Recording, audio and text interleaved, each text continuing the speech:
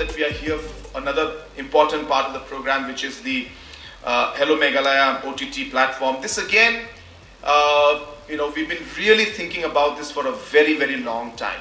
So almost for last 2 years, almost 3 years, this concept has been going around. We thought of it in different ways, how to bring it out. And then ultimately, we had a first stint and we tried to work with it. It didn't work out. And then now the second level we have come, and I'm happy today that finally it has got the shape that we were looking for. And really the idea again is, once again, to be able to channelize the energy. And again, a huge talent we have among musicians also, and among filmmakers. And we realize that, again, the filmmakers are not getting the kind of platform that they deserve.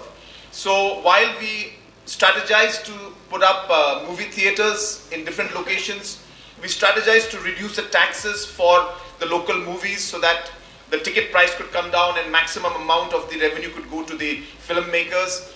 Other programs, policies like supporting them to make the movies out here, so giving them financial aid for it, to ensuring that we are able to have the film festival that we had and keep promoting it. We realize that while all of these things are happening, yet technology today is transforming the way movies and entertainment is seen, and hence it was a natural movement for us to go to the OTT platform. And I'm very happy that we are today launching it. I can tell you that this is going to be a very, very important game changer for the talent and give an opportunity like nothing before to the filmmakers and even to the musicians of our state. And that's why we are super excited. But again, we can only provide the platform. It is up to now the content creators and to the people to support such programs.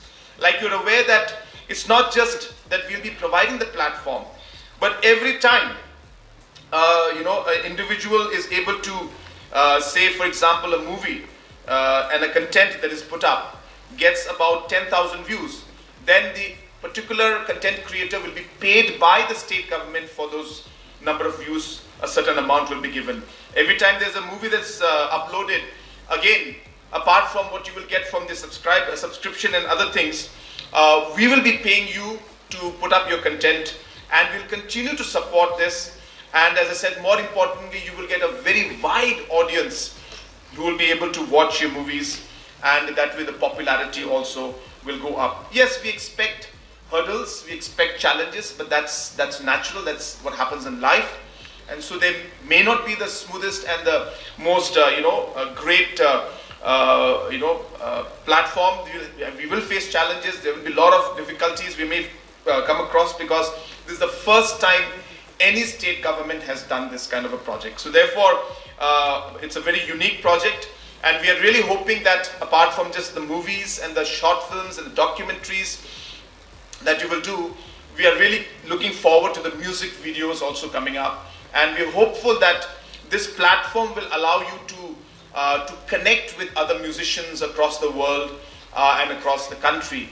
And we are of course working on another program in that line also. I cannot share all of that with you right now, but soon we are looking at those areas also on how to get the musicians connected also, and that's another part of MGMP. But as I said, it's too early for me to speak about it because we're still at the planning stage. But I hope that within the next 6 months we'll be able to see something very exciting in that aspect also. And apart from that, as I said, it's not just about the movie making and the film and the documentaries. This also is a very, very thought out strategy to ensure that we promote our language. This is something that we've been talking about a lot, and we keep mentioning that while we are going to the parliament, we're going to the government of India, we are passing resolutions for 8th scheduled inclusion. What is it that we are doing as a state and as a society to promote our own language? And that's why this is another step towards giving that particular support and push to our own languages. Because if we don't do it, we can't demand others that, well, you give us the respect when we ourselves are not doing enough to promote our own language and our own culture. And hence this step is also towards really to push the use of our language, to promote the use of our languages, promote our culture. And once again, you will see that it's not just in this platform. Just recently, Honorable Minister and I have launched what we call the CM Research Scholar. And you're aware that we are funding 50 research scholars. We're giving them money every year to do research on art and culture and language and history of our state. This has again never happened before. But again, we've realized that we are very weak in documentation. We don't have enough content, whether documentation in terms of printing or digital or videos or audios. All of these are all connected. And therefore, while we talk of the stakeholders, which is the youth, we also look at the cultural aspect, our language aspect, and you'll see that multiple activities are going on because we're looking at the larger picture of things and trying to take this forward. So friends, that's just to give an idea of where we're going. But ultimately, just to conclude and to link all of this again to economy is also very important. The last time when I had spoken to my team about MGNP and looking at all these different programs that we're doing, our idea is to create value. You see, it's not about just showcasing your talent. Yes, we have talent, and yes, we should showcase it. But how does this talent convert into livelihood? How does this livelihood convert into different earnings for our people? How can we collaborate with the industry? How do we make it an industrial system? How do we create a music economy? How do we create a movie economy? It's not about just music, not about just sports, but how do we create a sports economy? What is activity that will ensure that while we invest in all of this for the youth, the music and the sports, we need to create livelihood and we need to ensure that the economy also is affected by it. And that's why this entire platform is all connected to all these issues, and that's why they just mentioned to you about the economy also. But I just wanted to let you know that these are all factors that have come into our thought process while we're planning all of this. So really we're looking forward to this happening.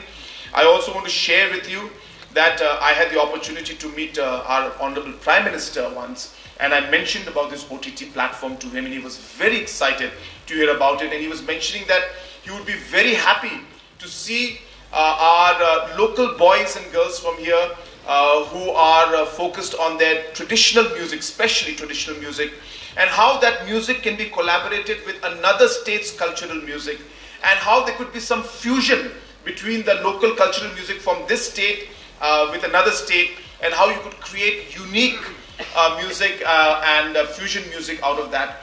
And this is one aspect that I would really like to also support.